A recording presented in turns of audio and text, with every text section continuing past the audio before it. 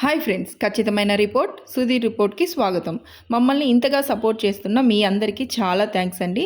ఇక్కడ win map చూసుకున్నట్లయితే అల్పపీడనం ఇక్కడ ఏర్పడింది. ఈ అల్పపీడన ప్రాంతం వల్ల తెలుగు రాష్ట్రాలకు భారతదేశానికి ఎటువంటి ప్రభావం ఉండకపోవచ్చు. ఈ అల్పపీడనం మయన్మార్ సైడ్నే వెళ్లేదానికి అవకాశాలు ఉన్నాయి. అది ఇంకే విధంగానైనా మారనుందా, తెలుగు రాష్ట్రాలపై ప్రభావం ఉంటుందా అనే విషయాలపై రేపు స్పష్టత వస్తుంది. ఇప్పటికైతే దీనివల్ల ఎటువంటి ప్రభావం ఉండదు. ఇక అరేబియా ప్రాంతంలో ఒక అల్పపీడనం కొనసాగుతుంది. అది కూడా చాలా బలహీనంగా ఉంది. ఈ రెండు అల్పపీడనాల కారణంగా నవంబర్ 4వ తేదీ రావాల్సిన ఈశాన్య ఋతుపవనాల రెండో స్పెల్ కొంచెం ఆలస్యం అవుతుంది. ఇప్పటిదాకా తెలుగు రాష్ట్రాల్లో పొడి వాతావరణం కొనసాగుతుంది.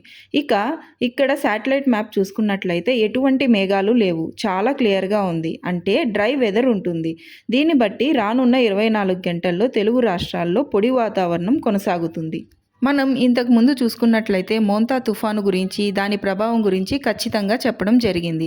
అలాగే నవంబర్లో వచ్చే వాయుగుండాలు, అల్పపీడనం, తుఫాను గురించి ఖచ్చితమైన రిపోర్ట్ ఇస్తాము. అలాగే మన ఛానల్ని సపోర్ట్ చేయండి. మీరు మా ఛానల్ని సబ్స్క్రైబ్ చేయడం అస్సలు మర్చిపోవద్దు. Thank you.